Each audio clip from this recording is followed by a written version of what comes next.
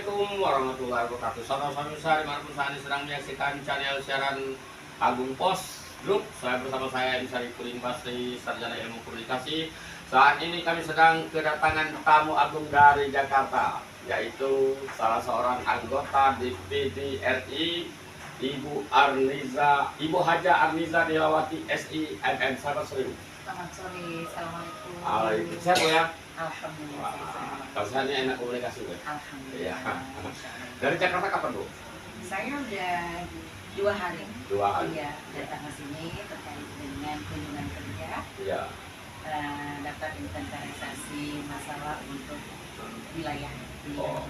Jadi dapil Provinsi Sumatera Selatan. Sumatera Selatan. Artinya ke depan masih bisa jadi. Insya Allah mudah-mudahan. Jika didukung dan dukungan dari masyarakat Sumatera Selatan. Itu untuk periode pertama Bang ini. Ya, Ini periode sekarang pertama 2019-2024. Suka duka mungkin ada suka duka.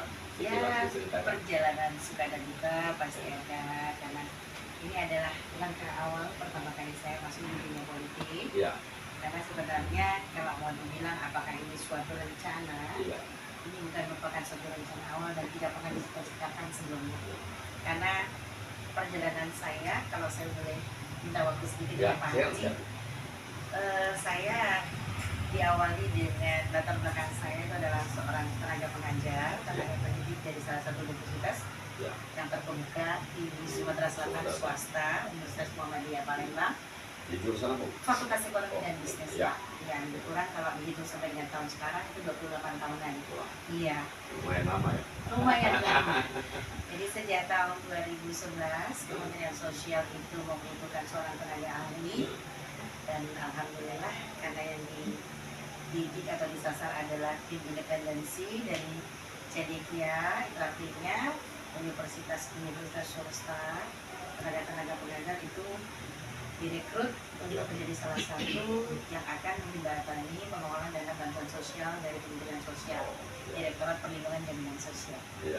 Ya. Ya, di sini saya lihat ada di kartu nama Ibu ini ada Korwil PKH Sumatera Selatan periode 2011-2018 apa Pak? Iya, ya itu Pak.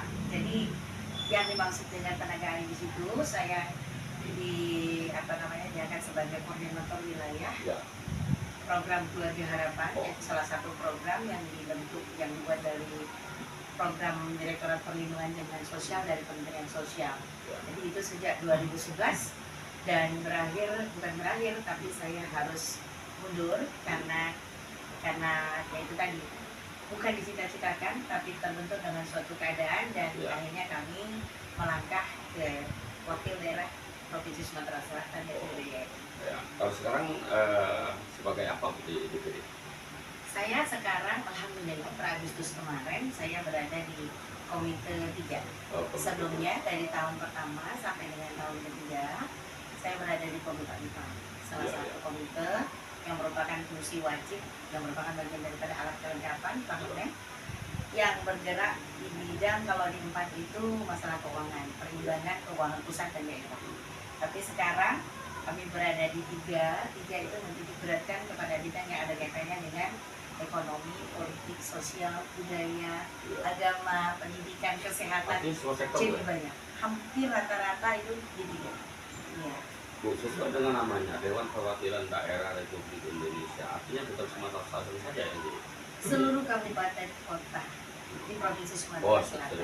Ya, artinya bukan seluruh Indonesia ya, cuma Sumatera Selatan. Seluruh Sumatera Selatan, tidak dibedakan atas dapil atau daerah ini.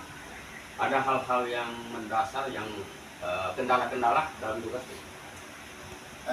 Kalau kendala sih yang namanya berbenturan itu kadang-kadang hanya miskomunikasi. Mungkin karena contoh misalnya kami di Komite 4, kadang-kadang di Komite 4 itu kami membahas mengenai hasil semester pemeriksaan Badan Perusahaan Keuangan, dan tentunya komunikasi intens yang dilakukan itu bersama-sama dengan Kementerian Keuangan, yang kadang-kadang kalau untuk kebijakan yang ada di daerah pasti di daerah itu terkait dengan misalnya musrembang yang dilakukan oleh DPRD kabupaten kota maupun provinsi. Nah, kadang-kadang untuk musrembang ini terkait dengan anggaran kami hanya diundang atas seremonial mereka. Tidak diikut sertakan untuk ikut mengetahui, karena paling tidak itu menjadi bagian inventarisir yang perlu kami angkat, yang perlu kami bawa ketika kami berkomunikasi dengan kementerian dan lembaga yang ada di pusat. Dewan Perwakilan Daerah, Iya. artinya mewakili seluruh sektor. Jadi apa ya Iya. yang kurang atau Iya. yang perlu dibutuhkan oleh daerah?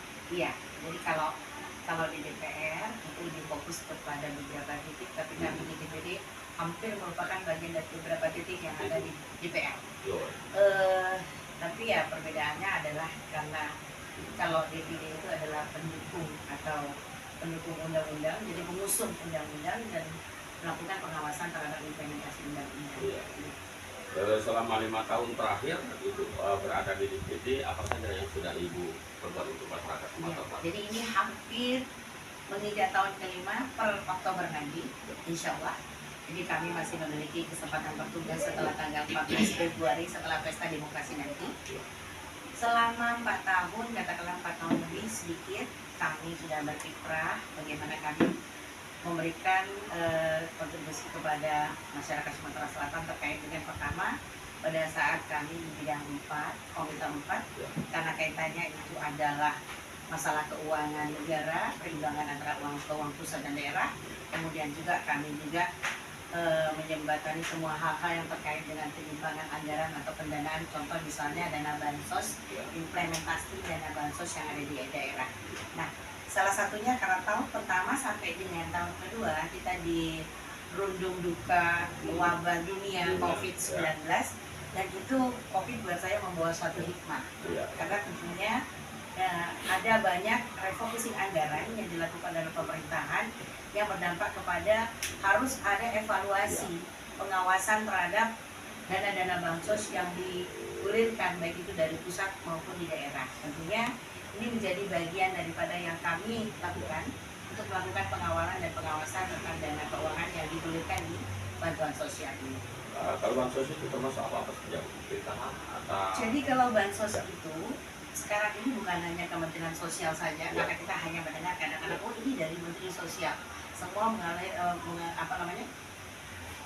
tentang dana-dana bansos. Tetapi setelah COVID-19, setelah kita mengalami banyak wabah, terjadi refocusing anggaran, dan kami tahu saat ini bukan hanya Kementerian Sosial saja, tetapi Kementerian Pedesaan, contoh misalnya BLT ini yang sampai detik ini juga masih dilakukan refocusing. Kita tahu adanya 1 miliar 1 desa, ini juga menjadi yang sampai detik ini kalau kita reses turun serap aspirasi di daerah, mereka rata-rata kepala desa itu menginginkan bagaimana implementasi pembangunan yang diarahkan kepada 1 miliar 1 desa, sementara kalau anggaran direfocusing untuk disisir untuk menjadi bantuan sosial kepada masyarakat. Artinya bansos tidak hanya digulirkan dari satu kementerian saja, bahkan ada ketahanan pangan juga berasal dari situ, Pak. Terus dilakukan sekarang. Penyisiran anggaran masih dilakukan. Tuh, banyak sekali ini keluhan-keluhan dari masyarakat tentang PKH, tentang apa saja. BPJS. BPNT, bantuan pangan Ya, untuk dana-dana yang dulu kepada masyarakat, ada yang semestinya tidak tepat sasaran. Tidak tepat sasaran, yang ada mobil, ada apa. Sebenarnya syarat-syarat utama itu apa? Iya. Jadi sebenarnya kalau kita lihat bagaimana proses bisnis PKH di awal, sebenarnya PKH itu masuk di Indonesia sejak tahun 2007. Iya. Nah, di tahun itu dengan UP, kemudian TNP 2K, ada TKPKD yang direnovasi di daerah, tim penanggulangan kemiskinan yang di daerah untuk percepatan kemiskinan. Itu awal pertama persyaratan untuk memperoleh PKH itu ada 12 persyaratannya. Kalau saya boleh menyebutkan di antaranya saja, contoh misalnya dari sisi tempat tinggal, mereka itu katakanlah tempat tinggal mereka tidak layak, genteng mereka masih rumbia, dinding mereka gede, lantai mereka tanah. Tapi itu yang namanya tingkat kemiskinan itu sekarang sudah bergeser levelnya. Jadi klaster itu sudah mulai bergeser. Jadi apa yang dimaksud dengan klaster terbawah? Yang mereka kalau dulu adalah mereka yang disasar, mereka yang memiliki kartu KKS, kartu keluarga sejahtera. Jadi persyaratan pertama, kalau masyarakat ingin masuk, ingin menjadi anggota yang penerima PKH, mereka juga harus mendapatkan dulu kartu KKS. Oh. Itu yang mendasari mereka terdaftar sebagai orang yang berada pada klaster yang terbawah gitu. Nah kemudian karena yang namanya PKH itu adalah conditional cash transfer atau bantuan yang bersyarat, artinya setiap orang yang akan mendapatkan PKH itu tentunya harus memiliki persyaratan. Persyaratannya itu menyangkut dari bidang kesehatan, juga pendidikan, dan kemudian juga kesejahteraan sosial. Contoh kalau untuk kesehatan, di rumah tangga itu ada anggota rumah tangganya, contoh ibunya yang sedang hamil, menyusui atau nifas, atau mereka yang memiliki bayi atau balita. Jadi mereka wajib untuk diperiksakan ke puskesmas. Kalau data awal PKH mendapat PKH itu dari kepala desa, dari mana apa? Dari dinas sosial Ya, atau dari pendudukan? Iya, sebenarnya kalau dulu dari data hibrid. Jadi dulu seharusnya kan kita punya yang menghimpun data, kita ada BPS ya, Badan Pusat Statistik, satu data untuk Indonesia. Tetapi yang namanya kementerian dan lembaga itu memiliki cara mereka sendiri-sendiri untuk bagaimana mereka melakukan filterisasi terhadap penerima manfaat yang akan mereka pilih. Contoh misalnya Kementerian Sosial ini mempunyai Pusdatin, Pusat Data Informasi Terpadu, mereka memfilter sedemikian rupa dan data itu selalu diupdate supaya selalu tepat sasaran. Iya, iya. Bu, itu masalah DPD terhadap pengawasan PKH seperti apa? Ya itu tadi Pak, di dalam implementasinya ya yang namanya PKH sesuai dengan saat saya di UNPAD, kita melakukan pengawalan dan pengawasan terhadap implementasi penggunaan anggaran negara. Jadi temuan-temuan yang ada daerah yang seluruh rata-rata WDP wajar tanpa pengecualian, tapi kenyataan yang ada di dalamnya masih banyak yang perlu dibenahi terkait dengan dana-dana bansos, salah satunya misalnya ada PKH, penyimpangan PKH, BPNT, bantuan pangan non tunai, itu juga menjadi. Saya ingat Ibu semenjak Ibu menjadi DPD berapa kan? Ini maksudnya mungkin upgrade data Ya. Ya itu tadi Pak, jadi setiap adanya penambahan harusnya ya konkretnya idealnya kalau upgrade data itu harusnya agak sedikit intens. Karena apa? Contoh misalnya kenapa PKH itu sering dianggap oleh masyarakat kurang tepat sasaran, yaitu tadi karena pada saat penyaringan data dengan implementasi pemberian atau pengucuran dana untuk bantuan sosial itu tidak atau durasinya sangat jauh, sehingga orang bilang ini adalah seperti efek gelombang tsunami. Pada saat di data masyarakat yang bersangkutan itu memang merupakan masyarakat menjadi masyarakat yang kelas terbawah atau katakanlah miskin. Tetapi pada saat kuncuran dana masuk untuk implementasi keluarga penerima manfaat, siapa yang tahu Pak? Di dalam 1-2 tahun, 1-2 bulan orang kehidupannya berubah, tidak ada yang tahu. Nah ini yang kadang-kadang ketika implementasi dana bantuan itu turun, sementara data itu sudah di-upgrade sekian bulan dan belum melakukan perubahan, mereka akan menerima bantuan itu. Sementara kan kadang-kadang ujung-ujungnya duit, ketika mereka sudah dinyatakan tidak layak, mereka tidak pernah menyatakan dengan kemudian kami mundur karena kami sudah tidak layak menerima. Itu merupakan bagian yang kadang-kadang ya Ada nggak yang salah duit? ada juga Pak. Ada. Jadi ada yang namanya keluar dari bantuan sosial itu disebut sebagai graduasi. Ada graduasi mandiri, ada graduasi alami, ada yang dengan secara sadar mereka mengundurkan diri karena sudah tidak layak dan tidak pantas untuk menerima bantuan itu. Rasa malu. Tapi kalau itu 1000 banding sekian Pak, jadi sedikit sekali. Ya. Itu verifikasi data itu setiap tahun diadakan atau per bulan atau per kuartal? Sebenarnya kalau dalam proses bisnis PKH sendiri ya, yang saya tahu, karena sebelum penyaluran itu dilakukan, ada yang namanya kegiatan proses bisnis PKH yang disebut sebagai final closing. Di final closing itu merupakan salah satu titik di mana sebelum mereka masuk di dalam data bayar, itu artinya sudah ditentukan bahwa ini merupakan persyaratan yang masyarakat yang akan menerima pembayaran dana berikutnya atau penyaluran dana berikutnya. Jadi kapan itu bergulir? Tugas teman-teman pendamping di lapangan biasanya mereka melakukan kontrol terhadap bergulirnya data yang akan dikucurkan ke masyarakat. Kalau dulu karena ada yang namanya APD atau ada yang namanya operator, tapi sekarang semuanya sudah berlangsung secara aplikasi. Jadi di lapangan teman-teman pendamping, ada korkot, korkap, ada korwil, itu semuanya melakukan langsung kepada tempat yang dituju. Makanya setiap hari mereka memiliki kewajiban untuk memberikan pelaporan. Berapa banyak itu korkap itu? Kalau Korkap setiap kabupaten kota tergantung dari banyaknya pendampingan mereka. Jadi setiap kabupaten kota itu jumlahnya tidak sama.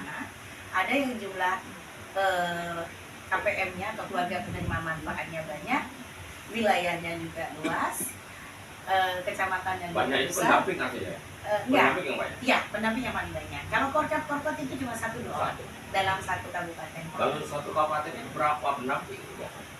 Tergantung juga Pak. Tergantung. Iya, jadi kalau tergantung banyaknya KPM yang tersebar dan luasan daripada wilayah. Ada berapa pendamping Sumatera Utara? Kalau saya tidak, karena saya udah lama. Ya. Kalau saya terakhir saya di 2019 itu 1.680 lebih. Iya. Pendamping SDMPK. Bukan pendamping saja, tapi SDMPK Sumatera Selatan. Iya. Sumsel. Ya. Bu, Ibu ini kan mencalon kembali ya? Insya Allah. Apa harapannya? Harapan ke depan karena ya kami ini adalah menjemput bola istilahnya. Bagaimana kami bisa menyampaikan sesuatu dengan kementerian dan lembaga terkait yang ada di pusat. Kalau kami tidak dibukakan pintu, baik itu yang namanya lembaga pemerintahan maupun masyarakat. Artinya kami datang ke daerah pilihan kami pada saat kegiatan kami dalam pelaksanaan reses, dalam pelaksanaan Kundapil, itu kadang-kadang memang ada tema yang dikhususkan untuk mengusung undang-undang terkait, tetapi tidak menutup kemungkinan hal-hal yang lain yang menyangkut, apakah itu yang menyangkut infrastruktur, menyangkut pendidikan, semua lini ya. Jadi itu kami bisa sebagai katakanlah yang bisa menjembatani untuk disampaikan kepada kementerian dan kelembagaan terkait dengan persoalan yang ada di daerah. Mungkin ada kendala-kendala mendasar dalam melaksanakan program-program dari pusat ke daerah. Kendala-kendala mendasar ya, karena gini Pak, harapan kita kan begitu ada aspirasi, semua yang diserap itu maunya terimplementasi. Tapi kan tidak semua. Sebanyak-banyak itu seperti membalikan telapak tangan. Kadang-kadang masyarakat, contoh misalnya untuk di bidang agama, semua orang berbondong-bondong minta bantuan. Orang taunya kita sama tugasnya sama DPR, minta bantuan masjid, minta bantuan segala macam. Tapi kan itu berproses. Artinya kementerian dan lembaga, contoh juga masalah jalan. Kadang-kadang masyarakat mengeluhkan jalan pun kepada kami. Lucunya mereka tidak tahu apakah itu jalan dari APBN, apakah jalan dari APBD. Pokoknya tahunya mereka jalan itu mulus atau bagus kan.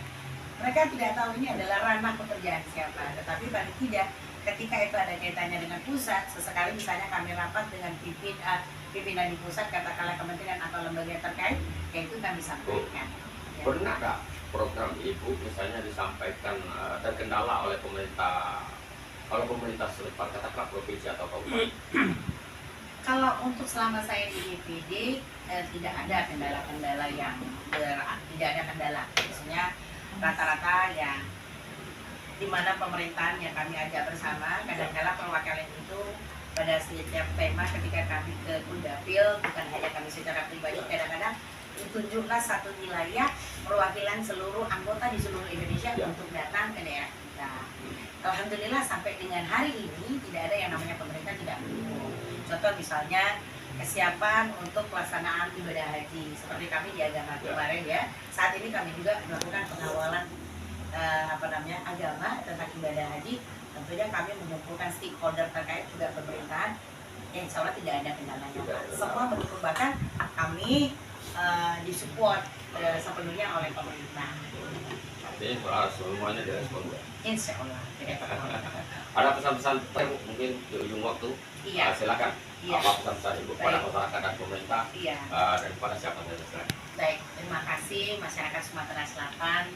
Saya 4 tahun menjelang tahun kelima ini menjadi wakil dari Provinsi Sumatera Selatan. Tentunya mengharapkan banyak dari masyarakat Sumatera Selatan bahwa kami adalah wakil dari daerah. Tentunya pada saat kami turun di daerah pada saat reses dan lain-lain, memang kami ada beberapa cara dan teknik untuk men-share itu atau publikasi ke masyarakat.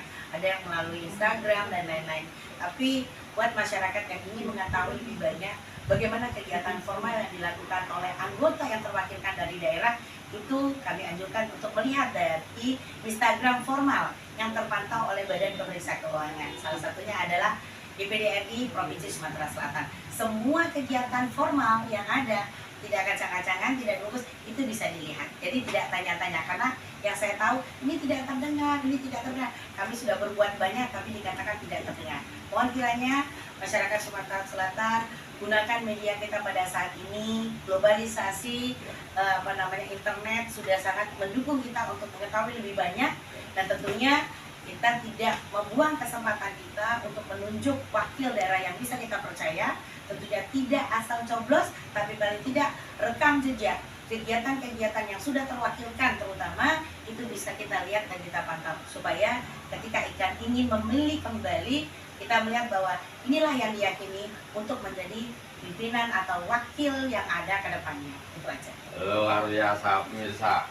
Dalam waktu yang singkat sudah banyak kita mendapatkan masukan dan pandangan-pandangan ke depan tentang tugas-tugas DPD RI dari Ibu Haja Arniza Nilawati SIMM, dan beliau masih mencalonkan diri untuk 1 periode ke depan.